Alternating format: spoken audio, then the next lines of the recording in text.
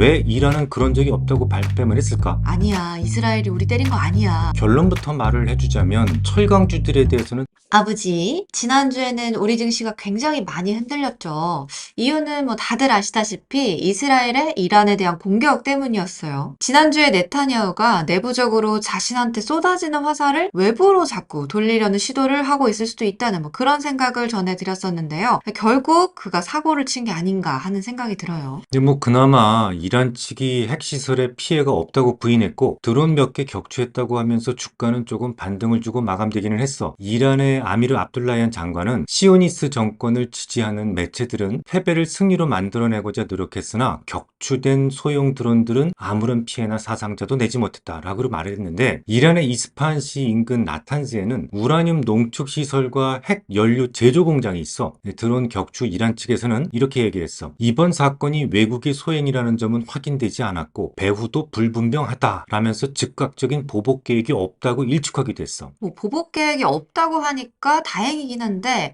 하지만 이쯤에서 모두에게 드는 궁금증이 있어요. 이 이스라엘이 가지고 있는 무기들은 완전 첨단 무기들이잖아요. 그래서 원하는 어디라도 정밀하게 타격이 가능하다고 알고 있는데, 그럼 정말로 이스라엘이 헛물을 켠 걸까라는 생각을 하게 되거든요. 뭐 진실은 누구도 알 수 없지. 뭐 맞은 사람이 멀쩡하다고 그러는데 근데 만약이긴 한데 이스라엘이 정말 정밀 타격을 했다면 왜 이란은 그런 적이 없다고 발뺌을 했을까? 이 국제관계에서는 도저히 맞붙어 싸울 능력이 없는 경우에 강하게 두들겨 맞고도 난 괜찮아 라고 말하는 경우가 왕왕 있어. 사실은 맞아놓고 난 괜찮다. 그렇지. 자존심을 지키기 위해서야. 만약 이 상태에서 이란이 또 추가적인 보복을 선택할 경우에 어떻게 되겠어? 더 강하게 맞겠죠, 두 배로. 그렇지. 이런 일이 계속 반복된다면 약소국들의 피해는 걷잡을 수 없게 커지게 되는 거야. 이번에 이수도 봤잖아. 약 한 300여 개의 미사일과 드론 공격에도 이스라엘은 완벽한 방어 능력을 과시했었지. 반면에 이란은 그냥 막고 있어야 돼. 실제로 과거에도 그런 사례가 있긴 했어. 시리아가 북한의 핵기술과 그리고 이란의 자본 지원으로 핵시설을 만든 적이 있었잖아. 그 핵시설을 이스라엘이 폭격해서 2007년 9월 완파당했었는데 당시 시리아는 이스라엘로부터의 폭격을 부인했었거든. 그러니까 다들 이스라엘이 때렸다고 다 알고 있는데 정작 맞은 시리아는 아니야, 이스라엘이 우리 때린 거 아니야. 이렇게 했던 거네요. 그렇지. 아무튼 뭐 이란이 두드려 맞았는지 이스라엘이 정말로 현물을 켰는지는 알 수 없지만 당사자가 멀쩡하다고 한 만큼 이쯤에서 마무리될 공산도 있어. 하지만 뭐가 문제겠지, 이수야? 네타냐후의 선택이겠죠. 이란에 대한 추가적인 대응, 그리고 라파에 대한 진격을 두고 미국이랑 네타냐후가 딜을 하고 있는 걸로 알려지고 있는 상황이에요. 그렇지. 이미 유엔 안보리에서도 라파 진입은 절대 안 된다라고 말을 하고 있기 때문에 미국은 지금 네타냐후 때문에 골치가 좀 아플 거야. 오죽하면 그 이스라엘의 역사학자이자 우리에게는 사피엔스의 저자로 널리 알려져 있는 유발 하라리마저 결국 네타냐후가 이스라엘을 멸망으로 이끌 것이다라고 맹비난했거든요. 유발 하라리는 18일 이스라엘 일간지 하레츠의 기고문을 통해서 지금까지 그들은 과거의 실수에 대해 후회하지 않았고 방향을 바꿀 의향도 보이지 않는다. 그들이 계속해서 잘못된 정책을 위반한다면 우리와 중동 전체를 멸망으로 이끌 것이다 라면서 네타냐후를 맹비난했어요. 그러니까 중동의 북한이 될 거냐, 복수 좀 그만해라 라는 말까지 한 거죠. 지난주에도 말했지만 문제를 만드는 건 늘 극단적인 생각을 가진 사람들이기 때문에 이번 주에도 역시 네타냐후의 선택을 계속 주시하는 수밖에 없을 것 같아.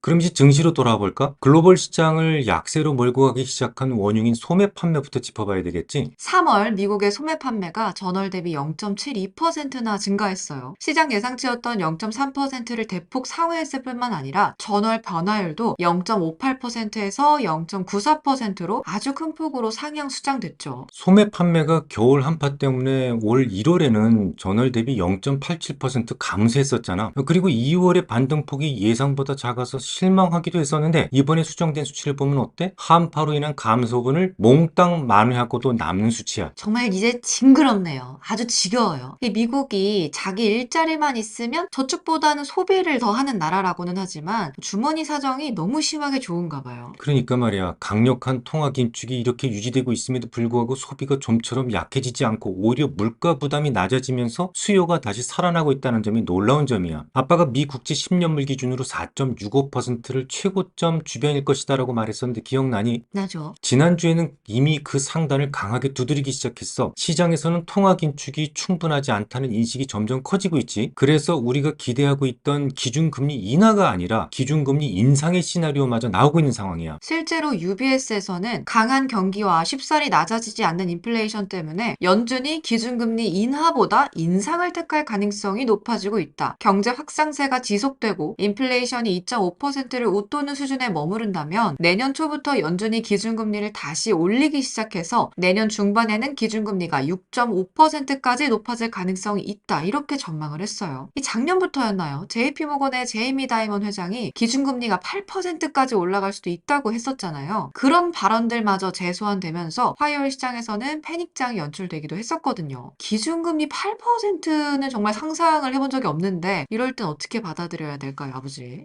주말에는 존 윌리엄스 뉴욕 연은 총재마저 추가 금리 인상 가능성을 넌지시 흘리기도 했었는데 아빠는 금리가 다시 올라갈 수 있다는 극단적인 가정을 굳이 하고 싶진 않아. 아빠 생각은 오히려 반대거든. 고용시장의 약한 고리가 흔들리는 모습이 계속된다면 실질금리 상승세는 제한될 것이다라고 믿고 있어. 또한 지금 금리는 오해에 의해서 올라왔을 가능성이 높다는 생각이야. 어떤 오해요? 지난주에 아빠가 말했었잖아. 물가는 딱 두 가지 요소 때문에 올랐다고 그랬는데 그게 뭐였지? 자동차 보험료랑 메디컬 케어 서비스로만 무려 0.11%포인트 끌어올렸다고 했었죠. 전체 물가 상승의 한 28% 정도를 그 두 개 항목만이 끌어올렸다고 얘기했었어요. 그래, 잘 기억하고 있는데. 그런데 금리를 내려준다고 해서 자동차 보험료가 내려가니? 아니면 뭐 의료보험료가 내려가? 아니죠. 그래서 비탄력적인 요인들이라고 했었잖아요. 그러니까 시장에서는 높은 물가에 겁을 먹었지만 사실은 금리랑 관련이 없는 요인이 물가를 올렸기 때문에 금리 인상 요인은 아니다. 오해다. 바로 그거야.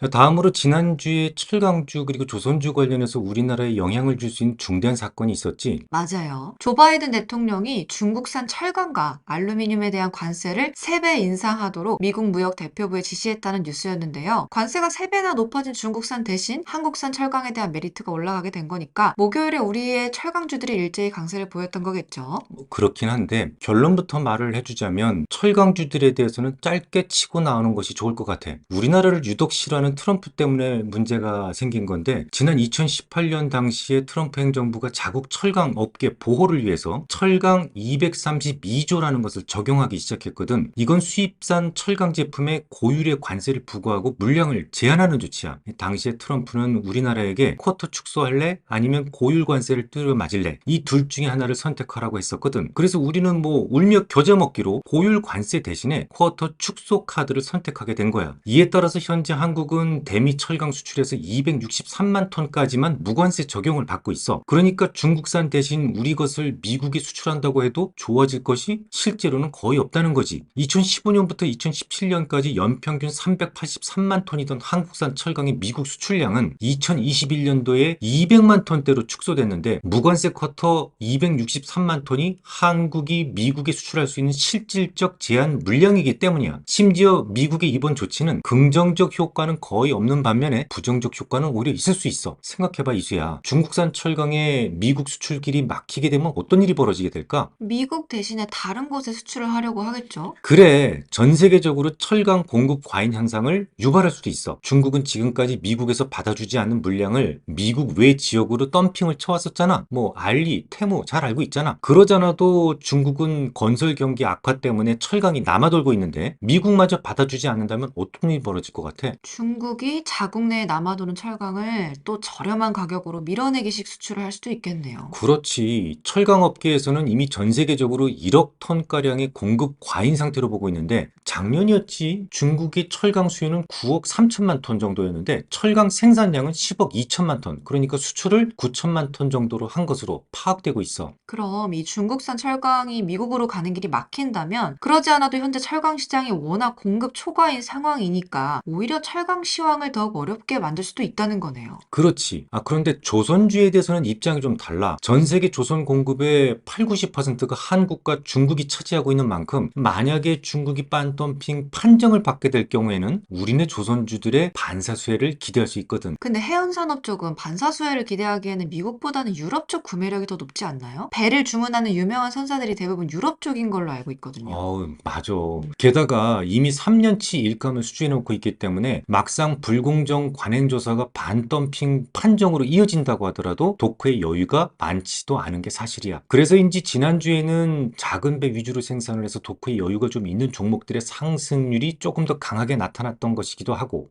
하지만 그럼에도 불구하고 조선주들에 대해서는 긍정적 관점을 좀 유지하고 싶어. 궁극적으로 미국의 이런 정책들의 목적 자체가 뭐야? 궁극적으로는 중국 경제를 압박하는 데 있겠죠. 그래, 생각해봐. 중국 조선업종에 대해서 미국이 만약 반덤핑 판정을 해서 가격 경쟁력을 약화시킨다면 조선 업종에서 일하던 중국 사람들이 대거 실업 사태에 빠질 수도 있겠고, 그럼 우리나라는 풍선 효과로 인해서 일거리가 많아지게 될 수 있겠다. 이렇게 될 수 있겠네요. 그럼 이제 이번 주 예정된 주요 이벤트를 살펴볼게요. 어떤 게 있을까요, 아버지? 당연히 미국의 3월 개인 소비 지출 발표로 이목이 좀 집중될 거야. 비용 인상 인플레이션과 더불어서 여전히 견조한 미국의 제조업황, 그리고 서비스업 활동의 확장 등이 여전히 걱정스러운 부분이긴 한데요. 다행히 시장 컨센서스는 지난 2월에 2.5%에서 3월에는 2.6% 정도로 소폭만 반등할 걸로 형성이 되어 있어요. 더욱 중요한 것은 핵심 PC겠지? 지난 2월에 2.8%였던 것이 오히려 3월에는 2.7%로 둔화될 것이다 라고 예상되고 있는데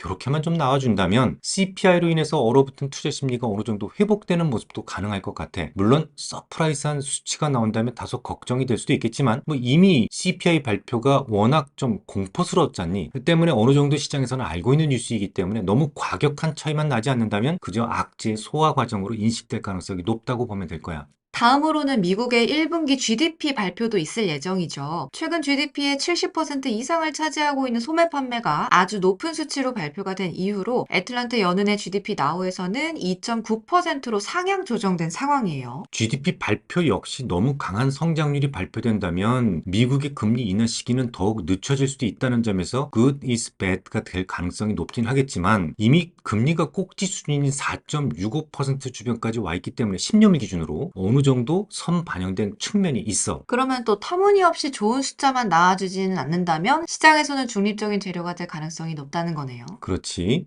다음으로는 26일에 일본 BOJ 금정위도 예정되어 있지. 지난 3월이었죠. 이 BOJ가 무제한 양적 완화 정책인 YCC를 폐지한다는 결정을 내렸었는데요. 그럼에도 불구하고 엔화는 지속적으로 약세를 보였었거든요. 이후로 외환 당국의 구두 개입이 몇 차례 있었는데도 엔화 약세의 추세를 바꾸지는 못했던 것 같아요. 때문에 이번 회의에서도 시장의 예상을 넘어서는 아주 큰 폭의 금리 인상이나 혹은 긴축 정책이 나타나지 않는다면 엔화의 약세 기조는 유지될 공산이 크다는 게 현재 종론인 상황이죠. 그렇긴 하지만 이미 155엔 주변까지 왔어. 환율은 예측할 수 있는 분야가 아니기 때문에 그 분야 달인의 말을 듣고 결정하는 것이 낫다고 했었잖아. 미스터 엔 사카키바라죠. 그분의 예상은 155에서 160엔 정도였던 걸로 기억을 해요. 그렇지. 사카기바라 전망의 하단부에 온 이상 이제 서서히 엔화에 대한 투자를 시작해도 되는 시기라는 생각이야.